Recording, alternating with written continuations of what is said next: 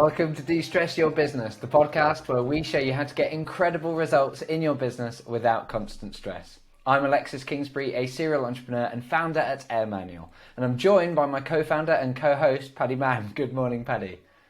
Good morning. Nice sign. So let's go with, let's talk about what we're going to cover today. So within an organization, it's common for one person to have more than one role. We sometimes call this wearing more than one hat.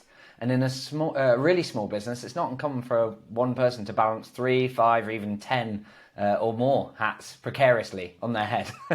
And this can make life difficult when it comes to managing each area, documenting processes, delegating tasks, and hiring new employees. So how can we deal with this so that it's easy to manage now, but also so that it's easy to scale up? That's our topic for today's episode of De-Stress Your Business. Let's dig in.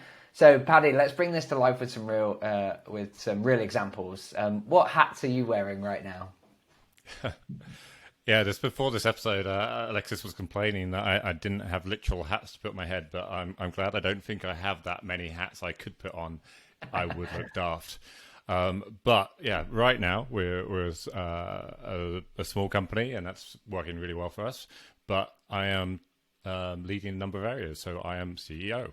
I am COO, I am CTO, I am CMO, I am head of product, I am head of data security. And then within those teams, there's other roles where I can be more specific about some of the roles and therefore the responsibilities that I own and take forward. So I'm head of development, I'm a software architect, I'm head of DevOps within the engineering area under the CTO role. Within product, I'm the head of design, head of product management, head of analytics. And the list goes on as I identify individual roles, which I'm essentially taking responsibility for and have been held accountable for both by myself and by others. I take all those titles, and it's not just a joke. We will be referring to someone who has those titles, and that's my long list at the moment. Yeah, nice. And it's I think I lost count when we got above 7 or 8, but it's something that has changed over time, right? It's I myself remember when I was essentially wearing all of the hats for within finance, banking lead, accounts payable and receivable, recording and reporting, tax management, payroll, etc. But over time, I've then handed those over so that I'm now not wearing as many hats, and that's kind of gone over. As you know, we have 2 software businesses at the moment, and within the first business, which is now slightly more mature, I had all of these roles before, but have essentially delegated all of them. Yeah. So over time, we've identified people who have taken up first some of the junior roles, but then all of the more senior roles. So I'm now a shareholder exclusively in that business, which is fantastic. Yes, yeah, it's useful to note that those hats that you described are predominantly or indeed exclusively all sitting on the AirManual side, whereas for our other business, SpiderGap, where that you don't then hold those roles. And I have a similar setup, but with a couple of hats on the SpiderGap side. So it's possible over time to take off and pass those hats over time. But this isn't just a problem for founders of small companies, right? Well, no, and it sometimes sounds it, just because, firstly, the thing that I'm describing sounds daft, and people will struggle with, like, how the hell am I meant to fill in that description under my LinkedIn profile to tell people what I do? How do I even answer that question of what I do? But I would say it applies actually at every business, at every size of business. So it definitely applies for founders. You will have to take on many hats, and it's useful to be clear about those roles. As you scale up, then within individual teams, the same thing starts to apply. So as we start to create our engineering team or our marketing team, we'll start off with one person coming in and taking on multiple roles. So in our first engineer developer that came into the team that wasn't myself, fantastic guy called Daniel, he took on a number of hats. So he became first a developer. Then he became a DevOps engineer, which is someone who looks after our servers. Then he became the tech support lead. Since then, he's become the development lead and manager. And so even in this kind of a more granular part of the business, within this one department, we've got the same thing happening. But you could say, wait a minute, this is just because you're still small and you're still working it out. But I'd say that's not true. This actually happens at businesses of all sizes. My wife is in a business with a few hundred people, and she was the first person going into the sales enablement area. And as she was the first person in the team, again, she needed to take on many hats. There are different parts of that role. She needs to look at the analytics. She needs to look at the content. She needs to look at the processes for her team. And as she started to hire the team, she's going to find specialists who can do that role. And this goes all the way up to enterprise. Every time that you introduce a new team, which might be at a kind of company level, or maybe for a new product or whatever, you're introducing new teams the whole time. It's the nature of scaling. And the first person to that team is going to be a generalist who's going to be wearing, it may be sold as one hat, as one role, but essentially they're taking on many specialist skills. And then you start to pass that team out and you bring in the specialists who wear kind of one hat and are responsible for one specific role, one specific set of skills and capabilities. Yeah, and I think, as you say, like even in enterprises, like one of our clients of a number of our businesses, including AirManual, which is and that client is Sony, where that's a huge organization with many tens of thousands of employees around the world. And yet, if I think a particular, part of that client, a person called Alex, he's been a client with us for many years, and one of the things I was helping him to do was look at how do you make it possible that other people in his team can take on aspects of his role. But one of the challenges was that his role, despite being in large enterprise and so on, he was essentially the leader, the director, the manager of the team. But also for the area, he was essentially product owner for a particular solution that they provide to the rest of the business. He's also the head of engineering for the engineers that deliver that solution, and a few other hats that he wears as well. And actually, it becomes really hard if you to try and delegate and create onboarding and so on for the whole thing, and make sense to kind of break it down. But it was it's interesting, like even exploring that. Even in giant organizations, this still applies, and sometimes it's because you have someone who leaves the organization, you don't immediately fill a role, and so you have to take that on. Sometimes it's because actually one of the hats you're wearing isn't a full-time role, and therefore it makes sense to wear a kind of few hats and so on. So there's loads of reasons why those exist in all companies. But why is it helpful to define all of these roles, and particularly what stress does it solve? Yeah, it's a really good question, because as I say at the start, most people kind of pull back when you suggest this. That you suggest that they actually own multiple titles, because they're not used to having multiple titles. They think they're going to look like a kind of slightly weird person within the team, and that it's just not something you do. And yet, if you actually examine it, you most certainly do have multiple roles, and it's really important to do that. So why is it important? What's the stress? Well, first of all, it just makes it clear. And this is a huge step forward in any smaller business who hasn't done it, but it's also a huge step forward in a team that hasn't done it.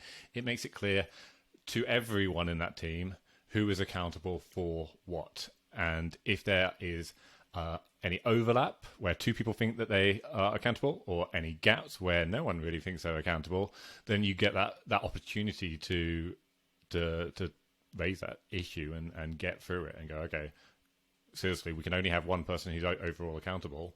Who's that going to be? And so just that clarity on its own, it avoids a lot of conflict, a lot of frustration with two people trying to do the same job, or no one doing it. It avoids a lot of dropped balls where it's not clear who's meant to be taking overall responsibility, and so things just get missed. It also makes it much, much, much easier to do everything that we're talking about in terms of de-stressing your business using guidance and onboarding and delegation. By breaking things up into individual roles, you can then create essentially all the guidance that someone needs for that role, and that will be all your SOPs, your policies, your training, your onboarding. And it becomes something which is very easy to put a scope around and go, this is what this role is. It becomes very easy to hand it over and to upskill someone. It becomes very easy to bring new employees in and scale up. For example, again, if we look at the example at a large company. So my wife's taking on sales enablement. It's the first person in the team. She therefore has to be quite a generalist and has to be the expert at the product and the analytics and the content. Now, if she creates all the guidance at what does a sales enablement manager level do, then she's going to have to look for people who has all of those three skills. But if you think rationally about it, the best analysts, the best people with the data, are rarely the best people at doing the content and creating really valuable, easy to use, digestible content for the organization to use, or doing training. Whereas if she goes, okay, actually I'm wearing a few hats right now. I'm both doing the kind of the management side of things, but I'm also the content person, the analyst, and so on. Then she can break down the way that she creates guidance and onboarding for all her team members. And that makes it possible to scale. It makes it possible to hire the next person with a specific set of skills. It greatly reduces the requirements for bringing someone else in. It's going to be much easier to onboard someone into that one specific area and get them up to a high level of performance in one area rather than trying to do all three. When you do try and do all three, you're generally going to be making compromises, having to hire someone who's got a lot more experience, costs a lot more, and normally they're still going to have a weak spot because they're not playing to all of their strengths, and that's going to lead to frustration. So, yeah, really, really important, whatever scale you're at, and it solves a lot of stress, both for the short-term conflict and clarity, but also the long-term ability to sort out your processes, your guidance, your onboarding. Yeah, completely agree. And we've been talking about how it applies for large organizations, and I've got in mind a sort of another PLC type client who they've got a managing director there who's like of this particular division, managing director of the division, and then is also essentially the UK MD, and it's a global business, and has a commercial role as well. And of course, it's like sometimes that causes them problems. It means that they're not able to do as much as they'd like, perhaps strategically, as the MD role. But sometimes it has to work like that. But also, it does provide additional benefits. Gives them visibility of what's going on commercially, and particularly as that's an area that they're moulding and changing around at the moment. It's kind of useful. And then, of course, for small businesses or business leaders, one of the most common things we hear. When people are thinking like, I need to free up my time. I just need to be able to hire a clone of me. Perhaps I need to hire an MD, or I need to hire basically a me. And of course, my first question is always like, would you work for you? And it's like, no, I want to run a business, build a business, etc. It's like, then you're not going to find someone who's a clone of you that you can hire. What you can find is people who specialize in some of the hats that you're wearing, and you can start to pass them. You may even find there are people in your organization currently who can take on some of the hats that you're currently holding. And often we find business owners are doing tasks like sending quotes to customers, or reviewing timesheets, or making payments to suppliers, or whatever, that actually are tasks that should sit within individual hats that maybe they've already delegated but not done fully. So there's lots of benefits to doing it. How should we go about identifying those roles and sharing with the team? Because for someone who's kind of not really done it that much, or really tends to think of roles as being what do you describe yourself as on your CV or on your LinkedIn, and we're saying actually that's kind of irrelevant. Like on our LinkedIn it'll say something along the lines of co-founder of, and then our businesses. But as you say, like there's 7, 8, 10, 15 different hats that we actually wear. So how should people go ahead sort of identifying this role and sharing them?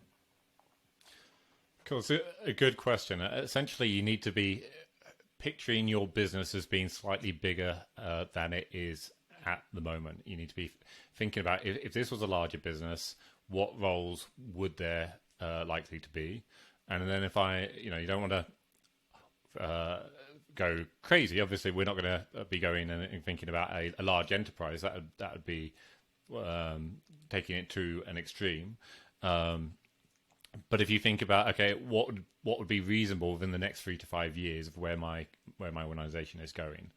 So even when on day one, when we created AirManual, set up as a new business, we were very clear that, okay, well, we're going to need the different functions. We're going to need marketing, finance, sales, HR, and so on. And so immediately we need to be clear and when it's just me and Alexis, which of us two is responsible for each of those areas. And that's where you start to get all your hats.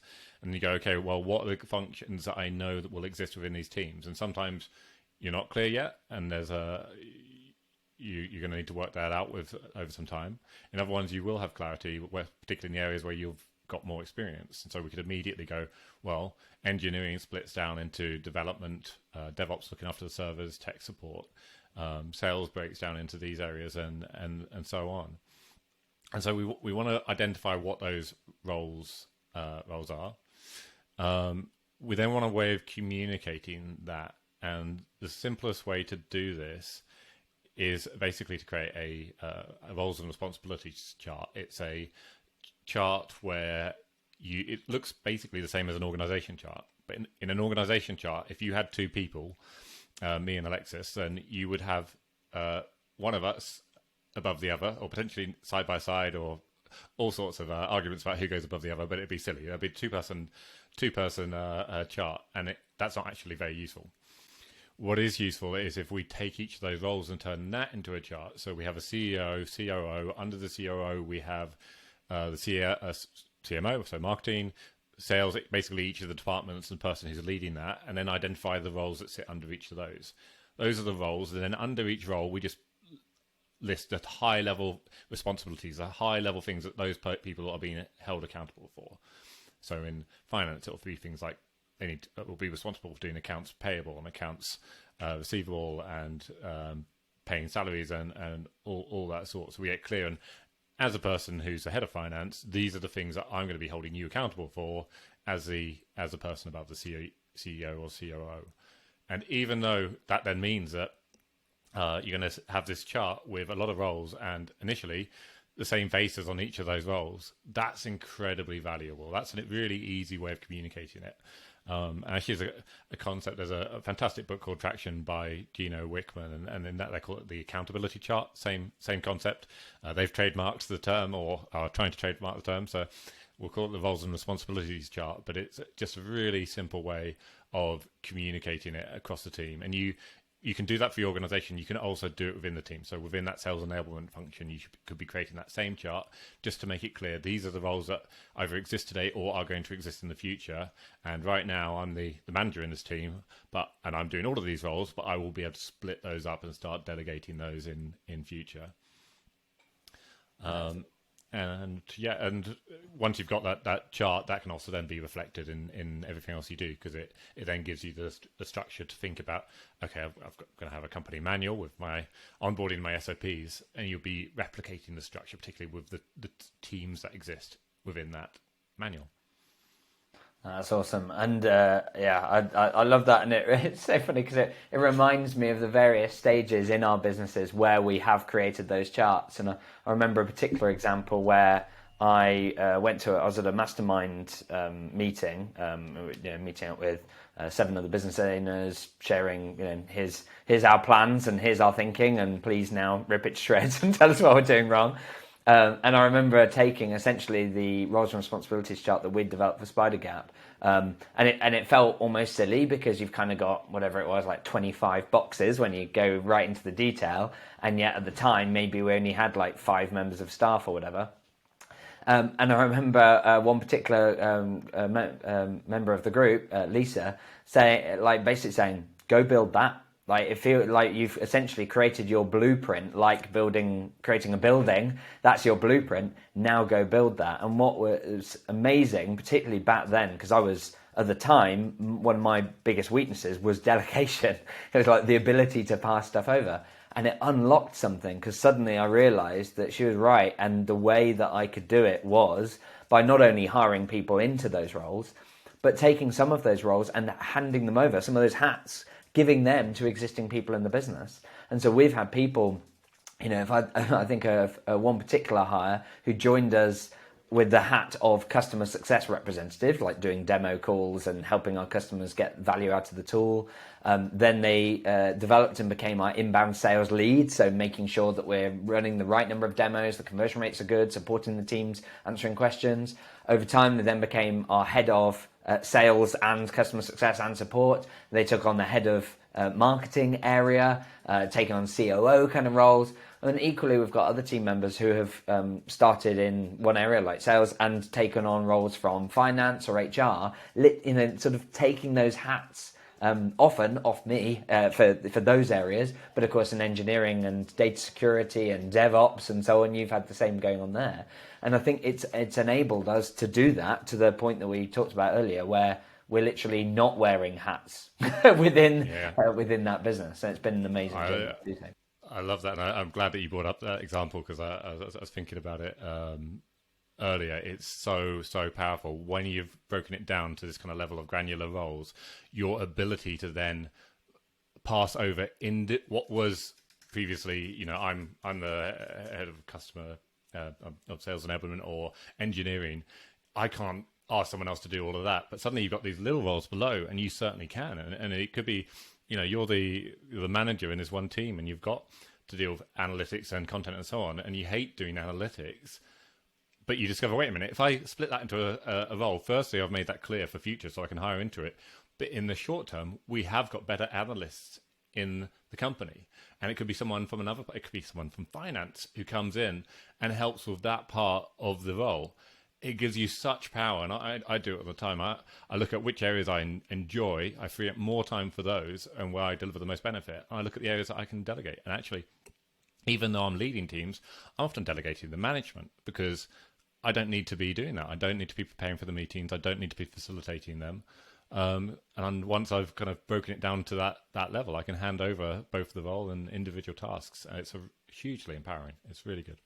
Yeah, I love that. And it points as well to something that came up on an interview I did on a podcast for Pensight, where we were talking about like delegating and how it's all relative. Like what's low value activity at one point, you sort of like handing over admin, and you've got high value activity like making sales or managing people over time. And as you grow and as you hand over low value activity, those things that were previously high value become medium and then low value. And so you start in relative to the things that you can do. And so it is just an iterative process of identifying what hats are you wearing and what that you need to pass on to people.